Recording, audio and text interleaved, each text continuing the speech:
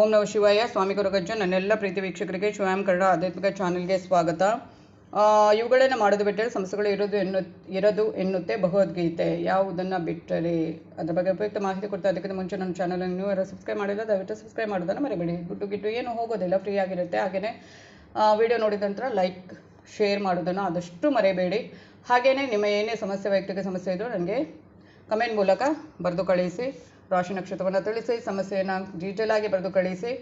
ಒಂದು ವೇಳೆ ರಾಶಿ ನಕ್ಷತ್ರ ಗೊತ್ತಿಲ್ಲ ಅಂದರೆ ಡೇಟ್ ಆಫ್ ಬರ್ತನ್ನು ನಮೂದಿಸಿ ಖಂಡಿತವಾದ ರಾಶಿ ನಕ್ಷತ್ರವನ್ನು ಗುರುತಿಸಿ ಅದಕ್ಕೆ ತಕ್ಕ ಪರಿಹಾರವನ್ನು, ಸೂಕ್ತ ಸುಲಭ ಪರಿಹಾರವನ್ನು ನಾನು ಅಲ್ಲಿ ಸೂಚಿಸ್ತೇನೆ. ಸ್ವಲ್ಪ ಉತ್ತರ ಕೊಡುವಾಗ ಸಮಯದ ಆಚೆ ಈಚೆ ಆಗ್ಬೋದು, ಖಂಡಿತವಾಗ್ಲೂ ಕೊಡ್ತೇನೆ. ಅದನ್ನು ಚೆಕ್ ಮಾಡ್ತಾ ಇರಿ. ಹಾಗೆಯೇ ನಿಮಗೆ ಏನಾದರೂ ಆಧ್ಯಾತ್ಮಿಕಕ್ಕೆ ಅಥವಾ ಜ್ಯೋತಿಷಕ್ಕೆ ಸಂಬಂಧಪಟ್ಟದ ಏನೇ ಪ್ರಶ್ನೆ ಇದ್ದರೂ ಕೂಡ ಕೇಳ್ಬೋದು. ನಾನು ಅದಕ್ಕೆ ರಿಲೇಟೆಡ್ ಆದ ವಿಡಿಯೋ ಕೂಡ ಮಾಡಿ ಹಾಕ್ತೇನೆ. ಹಾಗೆ ನಾನು ನಿಮ್ಮ ಜೊತೆ ಯಾವತ್ತೂ ಇರ್ತೇನೆ. ಸಬ್ಸ್ಕ್ರೈಬ್ ಮಾಡ್ತಾ ಇರುವಾಗ ಅಂದರೆ ಸೈಡಲ್ಲಿ ಬೆಲ್ ಐಕಾನ್ ಇರುತ್ತಲ್ವ, ಅದನ್ನು ಪ್ರೆಸ್ ಮಾಡಿದಾಗ ಆಲ್ ಅಂತ ಬರುತ್ತೆ, ಅದನ್ನು ಪ್ರೆಸ್ ಮಾಡೋದನ್ನು ಮರಿಬೇಡಿ. ಆಗ ನನ್ನೆಲ್ಲ ವಿಡಿಯೋ ನೋಟಿಫಿಕೇಷನ್ಗೆ ಸಿಗುತ್ತೆ. ನಾನು ನಂಬಿರೋ ಶಿವದೇವರ ಹಾಗೂ ಗುರುಗುಜ್ಜ ದೈವದ ಆಶೀರ್ವಾದ ನಿಮ್ಮ ಮೇಲೆ ಸದಾ ಇರುತ್ತೆ ಅಂತ ಹೇಳ್ತಾ, ಜೀವನದಲ್ಲಿ ಸಮಸ್ಯೆಗಳು ಸರ್ವಸಾಮಾನ್ಯ. ಪ್ರತಿಯೊಬ್ಬರ ಜೀವನದಲ್ಲೂ ಪ್ರತಿನಿತ್ಯ ಒಂದಲ್ಲ ಒಂದು ಸಮಸ್ಯೆಗಳು ಎದುರಾಗುತ್ತಲೇ ಇರುವಂಥದ್ದು. ಎಲ್ಲ ಸಮಸ್ಯೆಗಳನ್ನು ಸುಲಭವಾಗಿ ನಿವಾರಿಸಿಕೊಳ್ಳಬಹುದು ಎನ್ನುತ್ತೆ ಭಗವದ್ಗೀತೆಯ ಪ್ರಕಾರ ಜೀವನದಲ್ಲಿ ಸಮಸ್ಯೆಗಳಿಂದ ಮುಕ್ತಿ ಹೊಂದಲು ನಾವು ಏನು ಮಾಡಬೇಕು? ಭಗವದ್ಗೀತೆಯ ಪರಿಹಾರಗಳು ಖಂಡಿತ ನಿಮ್ಮೆಲ್ಲ ಸಮಸ್ಯೆಗಳನ್ನು ದೂರ ಮಾಡುತ್ತಂತೆ.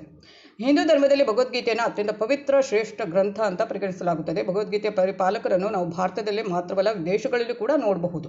ಪ್ರಪಂಚದ ಯಾವುದೇ ಮೂಲೆಗೆ ಹೋದರೂ ನಾವು ಭಗವದ್ಗೀತೆಯನ್ನು ಅನುಸರಿಸುವವರನ್ನು, ಓದುವವರನ್ನು ನೋಡಬಹುದು. ನೀವು ಜೀವನದ ಪ್ರತಿಯೊಂದು ಕ್ಷೇತ್ರದಲ್ಲೂ ಸಮಸ್ಯೆಗಳನ್ನು ಎದುರಿಸ್ತಾ ಇದ್ದರೆ ನೀವು ಭಗವದ್ಗೀತೆಯಲ್ಲಿ ಬರೆದಿರುವ ವಿಷಯಗಳನ್ನು ಓದಬೇಕು ಮತ್ತು ತಮ್ಮಲ್ಲಿ ಅಳವಡಿಸಿಕೊಳ್ಳಲು ಪ್ರಯತ್ನಿಸಬೇಕು. ಇದು ನಿಮ್ಮ ಜೀವನದ ಪ್ರಗತಿಗೆ ಪೂರಕವಾಗಬಹುದು. ಜೀವನದಲ್ಲಿ ಎದುರಾಗುವ ಎಲ್ಲ ಸಮಸ್ಯೆಗಳು ಭಗವದ್ಗೀತೆಯಲ್ಲಿ ಅದಕ್ಕೆ ಪರಿಹಾರ ಇದೆ ಅಂತೆ. ಮೊದಲನೇದಾಗಿ ಸುಖ ದುಃಖಗಳನ್ನು ಬೆಂಬಲಿಸಿದ ಜನ. ಭಗವದ್ಗೀತೆಯಲ್ಲಿ ಭಗವಾನ್ ಶ್ರೀಕೃಷ್ಣ ಹೇಳಿರುವ ಪ್ರಕಾರ ಯಾರು ತಮ್ಮ ಸ್ನೇಹಿತರಿಂದ ಅಥವಾ ಕುಟುಂಬ ಸದಸ್ಯರಿಂದ ದೂರವಿರಲು ಇಷ್ಟಪಡುತ್ತಾರೋ ಅವರು ಜೀವನದಲ್ಲಿ ಅನೇಕ ವೈಫಲ್ಯಗಳನ್ನು ಎದುರಿಸಬೇಕಾಗುತ್ತೆ. ಏಕೆಂದರೆ ಇವರು ಸುಖ ದುಃಖಗಳಲ್ಲಿ ಯಾರನ್ನೂ ಬೆಂಬಲಿಸುವುದಿಲ್ಲ. ಯಾವುದೇ ಸಮಸ್ಯೆಗಳು ಎದುರಾದರೂ ಅವರೊಬ್ಬರೇ ಅದನ್ನು ನಿವಾರಿಸಲು ಪ್ರಯತ್ನಿಸುತ್ತಾರೆ. ತಮ್ಮ ಸುಖ ದುಃಖದಲ್ಲೂ ಯಾರನ್ನೂ ಪಾಲ್ಗೊಳ್ಳಲು ಬಿಡುವುದಿಲ್ಲ. ಇತರರ ಸುಖ ದುಃಖದಲ್ಲೂ ತಮ್ಮನ್ನು ತೊಡಗಿಸಿಕೊಳ್ಳುವುದಿಲ್ಲ. ಹಾಗೆಯೇ ಇಂತಹ ನಡವಳಿಕೆಯನ್ನು ತಪ್ಪಿಸಿ. ನೀವು ಹಿಂಜರಿಕೆ ಸ್ವಭಾವದವರಾಗಿದ್ದರೆ ಅಥವಾ ಹಿಂಜರಿಕೆಯನ್ನು ಹೊಂದಿದ್ದರೆ ಎಂತಹುದೇ ಪರಿಸ್ಥಿತಿಯಲ್ಲಿ ನೀವು ಯಶಸ್ಸನ್ನು ಸಾಧಿಸಲು ಸಾಧ್ಯವಿಲ್ಲ. ಇಂಥವರಿಗೆ ಯಶಸ್ಸು ಸಾಧಿಸುವುದು ಕಷ್ಟಕರವಾಗಿರುತ್ತದೆ. ಅದೇ ಸಮಯದಲ್ಲಿ ಒಬ್ಬ ವ್ಯಕ್ತಿಯು ಅಹಂಕಾರದಿಂದ ತುಂಬಿದ್ದರೆ ಅವನು ಸೋಲನ್ನು ಸಹ ಎದುರಿಸಬೇಕಾಗುತ್ತೆ. ಏಕೆಂದರೆ ಜ್ಞಾನವನ್ನು ನಾವು ಇತರರೊಂದಿಗೆ ಹಂಚಿಕೊಂಡಾಗ ಅದು ಹೆಚ್ಚಾಗುತ್ತದೆ. ಅದೇ ಒಬ್ಬ ವ್ಯಕ್ತಿ ಅಹಂಕಾರವನ್ನು ಹೊಂದಿದ್ದರೆ ಅವನು ತನ್ನೆಲ್ಲ ಕಾರ್ಯದಲ್ಲೂ ವೈಫಲ್ಯವನ್ನು ಎದುರಿಸ್ತಾನೆ. ಸಮಾಜದಲ್ಲಿ ಸಾಕಷ್ಟು ಸಮಸ್ಯೆಗಳಿಗೆ ಒಳಗಾಗುತ್ತಾನೆ. ಇಂಥವರಿಗೆ ಯಾರೂ ಗೌರವವನ್ನು ನೀಡಲು ಸಾಧ್ಯವಾಗುವುದಿಲ್ಲ. ಹಾಗೆ ಇಂತಹ ಅಭ್ಯಾಸ ಒಳ್ಳೆಯದಲ್ಲ. ಯಾವ ಅಭ್ಯಾಸ ಅಂತ ನೋಡೋದಾದರೆ, ಒಬ್ಬ ವ್ಯಕ್ತಿಯು ಆತುರದಲ್ಲಿ ಯಾವುದೇ ಕೆಲಸವನ್ನು ಮಾಡಲು ಹೋದರೂ ಅದು ಅಪೂರ್ಣಗೊಳ್ಳುವುದು ಖಚಿತ. ಆ ಕೆಲಸ ಯಾವುದೇ ಕಾರಣಕ್ಕೂ ಪರಿಪೂರ್ಣತೆಯನ್ನು ಕಂಡುಕೊಳ್ಳುವುದಿಲ್ಲ. ಗುರಿಯನ್ನು ಸಾಧಿಸುವಲ್ಲಿ ಯಶಸ್ವಿಯಾಗಬೇಕಾದ್ರೆ ಆತುರತೆ ಇರಬಾರದು. ಆದ್ದರಿಂದ ವಿವೇಚನೆಯಿಂದ ಕೆಲಸ ಮಾಡೋದು ತುಂಬಾ ಮುಖ್ಯ.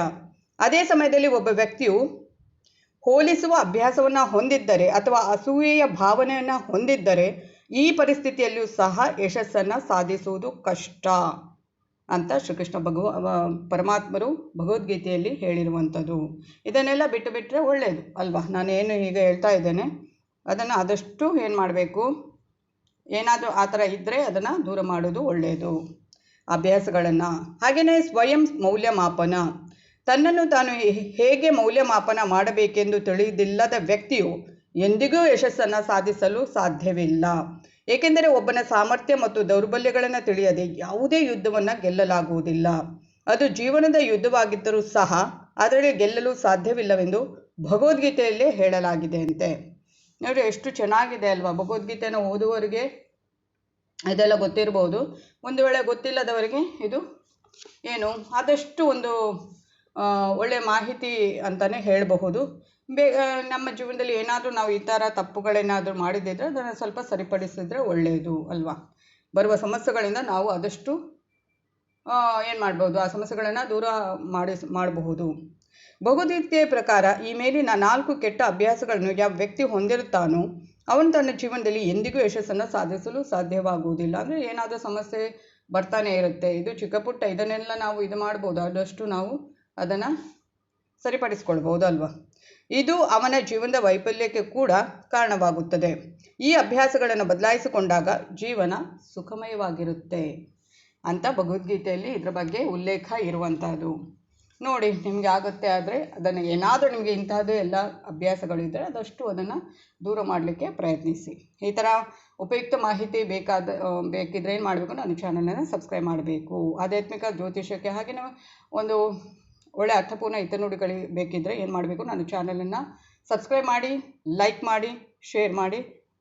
ಧನ್ಯವಾದಗಳು.